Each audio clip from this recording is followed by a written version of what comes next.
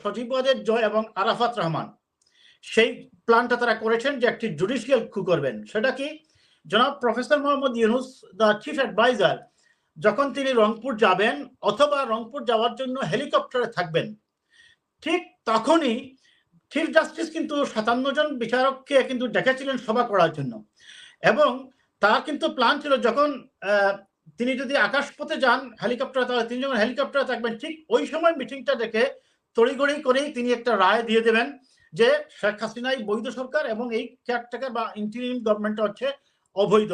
অথবা সজীব ওয়াজেদ জয় সাক্ষাতে বলেছেন যে তার মা নাকি পদত্যাগ করে যাননি, কাজেই তিনি এখনো বৈধ প্রধানমন্ত্রী বলেছেন। দেখুন, যখন কোনো একটি দেশে অটোক্রেটিক বা স্বৈরশাসনের পতন হয়, তখন তিনি যখন পালিয়ে যান কোনো দায়িত্ব না দিয়ে, তিনি যদি, আমি ধরে নিচ্ছি তার কথা মতো তিনি দায়িত্ব দিয়ে যাননি, পালিয়ে যান কাউকে কোনো দায়িত্ব না দিয়ে, তাহলে অটোমেটিক্যালি তার পদ, সরকারটা যখন আপনার চলে যায়, পালিয়ে যান যখন প্রধানমন্ত্রী, পালিয়ে যাওয়ার পরের দিনই আমরা দেখি যে সজীব ওয়াজেদ জয় কিন্তু একটা ভিডিও আপলোড করেন।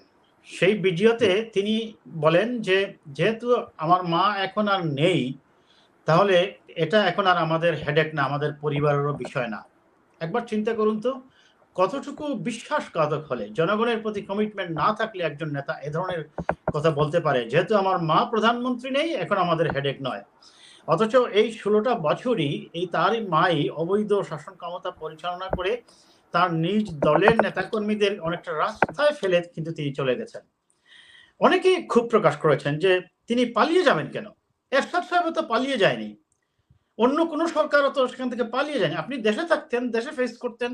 এবং সবচেয়ে বড় কথা হচ্ছে তার মন্ত্রিসভার কিন্তু অনেক সদস্য জানতো না যে তিনি পালিয়ে যাচ্ছেন, অনেককে কিন্তু বলেননি, কিন্তু তারা বিপদে পড়েছে।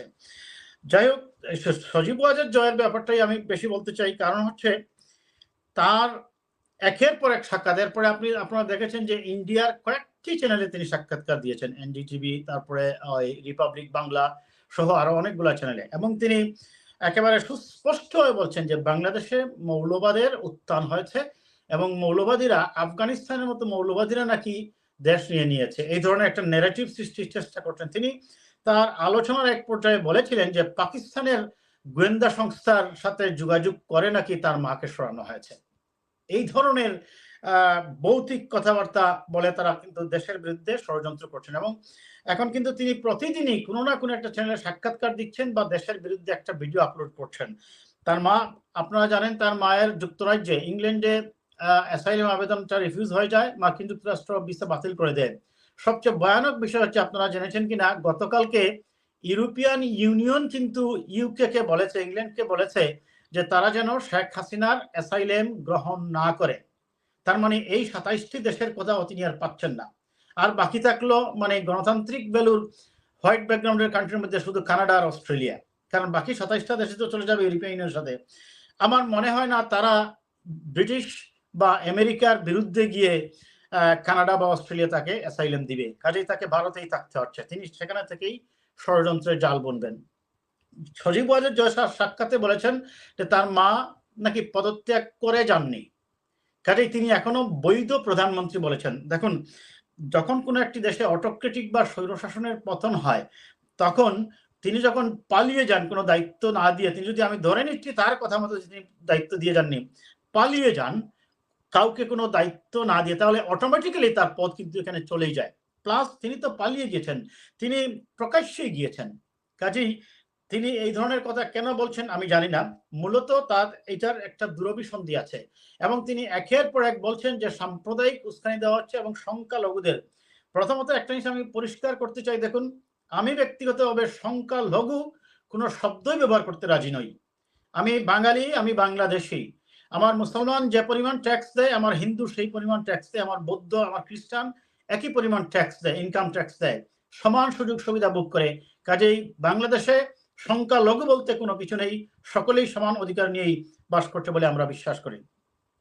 যাই হোক, তারা অনেকগুলো জায়গায় সেই ন্যারেটিভ সৃষ্টি করেছেন, এবং আপনারা সেই বিশেষ করে রিপাবলিক বাংলার সাক্ষাতের যে ধারাবাহিক বর্ণনা দিচ্ছিল, প্রশ্নগুলা মনে হচ্ছিল আমার কাছে খুঁচা মেরে মেরে প্রশ্ন বাই করে নিয়ে আসছে। যেভাবে প্রধানমন্ত্রী যে সাক্ষাৎ মানে সাংবাদিক সম্মেলনগুলো করতেন বিদেশ থেকে এসে, কিছু তৈবাদ সাংবাদিককে আগের থেকেই প্রশ্ন সাপ্লাই দিয়ে দেওয়া হতো এবং ওই পরিকল্পিত কোয়েশ্চেনগুলো করা হতো, তারা আনসারটাও সেইভাবে দিতেন।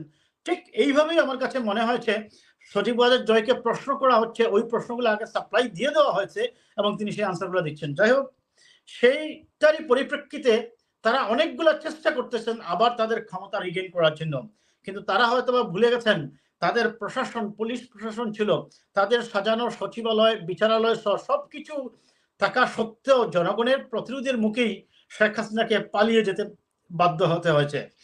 এখন আজকে দেখেন সকালে আজকে তার মানে দুইটা ঘটনা ঘটলো। এক, তাদের কিন্তু প্ল্যান ছিল সজীব ওয়াজেদ জয় এবং আরাফাত রহমান, সেই প্ল্যানটা তারা করেছেন যে একটি জুডিশিয়াল কু করবেন। সেটা কি, জনাব professor Muhammad Yunus the chief adviser যখন তিনি রংপুর যাবেন অথবা রংপুর যাওয়ার জন্য হেলিকপ্টারে থাকবেন, ঠিক তখনই চিফ জাস্টিস কিন্তু 57 জন বিচারককে কিন্তু ডেকেছিলেন সভা করার জন্য এবং তার কিন্তু প্ল্যান ছিল যখন তিনি যদি আকাশপথে যান হেলিকপ্টারে, তাহলে তিনি যখন হেলিকপ্টারে থাকবেন ঠিক ওই সময় মিটিংটা দেখে তড়িঘড়ি করেই তিনি একটা রায় দিয়ে দেবেন যে শেখ হাসিনাই বৈধ সরকার এবং এই কেয়ারটেকার বা ইন্টারিম গভর্নমেন্ট হচ্ছে অবৈধ। অথবা তিনি যখন রংপুর থাকবেন, রংপুর থেকে গণভবনে ফিরে আসার আগেই এই ধরনের একটা রায় দিয়ে সাংবিধানিক জটিলতা সৃষ্টি করবেন। আমি মনে করি দেশের সরকার, interim government plus Bangladesh military, আমি ধন্যবাদ জানাতেই হচ্ছে বাংলাদেশ মিলিটারিকে। বাংলাদেশ মিলিটারির প্রতি আমি একদিন বলেছিলাম, আমি নিজে মিলিটারি পার্সন নয়, কিন্তু আমি মিলিটারি নিয়ন্ত্রিত প্রতিষ্ঠানে চাকরি করে আসছি বাংলাদেশে। বিশ্বাস করুন, মিলিটারির প্রতি মানুষের কিন্তু এখন এক ধরনের রেসপেক্ট আছে, সেই রেসপেক্টটাই এই সেনাপ্রধান আবার ফিরিয়ে এনেছেন, জনগণের পাশে দাঁড়িয়েছেন এবং জাতির সকল ক্রান্তি লগ্নে এই সেনাবাহিনী যে জনগণের পক্ষেই দাঁড়ায়, হোক সে 111-এর সরকার আর হোক এখনকার এই ওয়াকারুজ্জামানের যে পদক্ষেপ, হোক সেই এরশাদের সময় 6 ডিসেম্বর 1990 সালে, প্রত্যেকটা ক্ষেত্রে সেনাবাহিনী জনগণের পক্ষে অবস্থান নিয়েছে। আমি স্যালুট জানাই সেই সেনাবাহিনীকে। যাই হোক, সেই যে জুডিশিয়াল কু করার প্ল্যান ছিল সরকারের, সরি আওয়ামী লীগের, বিশেষ করে তারা বিদেশ থেকে, এবং তারা দেখবেন আপনারা, আমি এটা কতটুকু সত্য মিথ্যা আমি জানি না, দিল্লিতে নাকি বাংলাদেশের হিন্দুদের রক্ষার জন্য একটা মনিটরিং কমিটি করা হয়েছে। এটা কতটুকু সত্য মিথ্যা আমি এই সংবাদটা, কমিটি গঠন করা হয়েছে, সেটা ভারতের স্বরাষ্ট্রমন্ত্রী যিনি উনি বিষয়টি জানিয়েছেন যে এরকম কমিটি একটা গঠন করা হয়েছে বাংলাদেশের যারা সংখ্যালঘু রয়েছে তাদের নিরাপত্তা দেওয়ার জন্য। ওকে, তার মানে হচ্ছে এটা এখন সত্য যে যেহেতু স্বরাষ্ট্রমন্ত্রী বলছেন বা পররাষ্ট্রমন্ত্রী বলছেন, তার মানে শেখ হাসিনা যে দিল্লি যাচ্ছেন তার আপাতত আর যাওয়ার কোনো জায়গা নাই। আমি এইটুকু বলতে পারি, এটি হচ্ছে নিয়তি, কেউ তাকে গ্রহণ করছে না। সত্য কথা বলতে কি, শেখ হাসিনাকে তার দিল্লিতেই থাকতে হবে। দিল্লি সরকার বিষয়টি জানিয়েছেন যে শেখ হাসিনা যতদিন প্রয়োজন মনে করেন উনি ভারতে থাকতে পারবেন, ভিসা নিয়ে থাকবেন, রাজনৈতিক আশ্রয় নয়, ভিসা নিয়ে থাকতে হবে। না, ভিসা নিয়ে থাকা এক জিনিস, আর আশ্রয় বা লিগ্যালিটি নিয়ে, স্টে পারমিট নিয়ে থাকার মধ্যে ডিফারেন্স আছে। যেমন এখানেও তিনি, ইংল্যান্ড কিন্তু তার ভিসা বাতিল করে নাই, বলছে যে তিনি ভিসা থাকবে তার, তিনি আসা যাওয়া করতে পারবেন তার বোনের কাছে, শেখ রেহানার কাছে। কিন্তু মার্কিন যুক্তরাষ্ট্র কি করেছে, তার ভিসাই বাতিল করে দিয়েছে। অর্থাৎ তিনি যেহেতু বলছে আপনি ব্যক্তি হাসিনা, এখন আপনি প্রাইম মিনিস্টার হাসিনা না, আপনার যে ভিসাটা ছিল আগে সেটা হচ্ছে as a prime minister, so সেটা তারা কার্টেল করে দিয়েছে। যাই হোক, এখন তার মানে তিনি দিল্লিতেই থাকছেন, সেখান থেকে তিনি সময়ে অসময়ে দেশের বিরুদ্ধে ষড়যন্ত্র করবেন, এটি আমরা ধরে নিতেই পারি। এই জন্য আমাদের যে ইন্টারিম গভর্নমেন্ট আছে তাদেরকে অত্যন্ত সতর্ক হয়ে চলতে হবে। সেই যেটাই হোক, আজকে যে দুইটি তারা পদক্ষেপ তারা নিয়েছেন সরকারকে অস্থিতিশীল করার, ইন্টারিম গভর্নমেন্টকে, একটা ছিল জুডিশিয়াল কিউ, একটা হচ্ছে এই গোপালগঞ্জে, গোপালগঞ্জে আপনারা জানেন শুধু আজকে না, এর আগেও 2 দিন আগেও তারা কিন্তু একটা বিক্ষোভ করেছিলেন, ঢাকা খুলনা মহাসড়কে, এখানে তারা অবরোধ করেছিল। গোপালগঞ্জ আমরা ধরে নিতেই পারি, যেমন বগুড়া যেমন বিএনপির স্থান বা ফেনী বিএনপির স্থান, ঠিক তেমনি গোপালগঞ্জ আপনার আওয়ামী লীগের স্থান, সেটা হতেই পারে। তারা সেখানে সংখ্যাধিক্যে একটু বেশি আছেন বিধায় তারা এই কাজটা করছেন। তবে রাষ্ট্রের বা সরকারের কার্যক্রমকে যদি অস্থিতিশীল করার কোনো পদক্ষেপ নেয়, সেনাবাহিনী অবশ্যই বা পুলিশ বাহিনী বা ল এনফোর্সমেন্ট এজেন্সি সেটা অবশ্যই শক্ত হাতে দমন করবে, এবং তারা সেটা দমন করেছেও।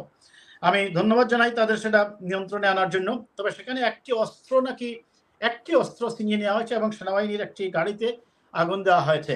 পরে অবশ্য পরিস্থিতি নিয়ন্ত্রণে আনা হয়েছে, এবং তারা যে এই ধরনের ন্যারেটিভ সৃষ্টি করবে বিভিন্নভাবে, তারা দেখবেন পুরানা, যেমন আমি একটা স্পেসিফিক উদাহরণ বলি, আমার পরিচিত একজন আওয়ামী লীগের নেতা, উনি করছে কি আজ থেকে 2.5 বছর আগের একটা রিল আপলোড করেছে, বলছে যে এই ছাত্ররা, কোটা বিরোধী ছাত্ররা দেখেন কিভাবে এখন তারা দেশের ওই নৈরাজ্য সৃষ্টি করছে এবং সংখ্যালঘুদের উপর আক্রমণ করছে, এই হিন্দু মেয়েকে ধরে নিয়ে যাচ্ছে। অথচ এই ভিডিওটা 2 বছর আগের যুবলীগের সন্ত্রাসীরা একটা মেয়েকে ওই জায়গা থেকে ধরে নিয়ে আসছে। এটা এই ভিডিওর সাথে কোনো মানে ইয়েই নেই, সম্পর্কই নেই এই আন্দোলনের, 2.5 বছর আগের সেটা। তার মানে তারা ওই সব সময় এখন চাচ্ছে যে সংখ্যালঘুকে ওইটার সাথে ইনভলভ করার জন্য, যাতে করে সংখ্যালঘু হলে তাদের একটা ন্যারেটিভ দাঁড় করানোর চেষ্টা করতেছে তারা, যে যদি এইটা করা যায় তাহলে হয়তো তারা ভারতের সহযোগিতা পাবে, এবং ভারত যেহেতু হিন্দু রাষ্ট্র, তারা মনে করছেন এইটা করলে ভারত তাদেরকে সহযোগিতার জন্য এগিয়ে আসবে।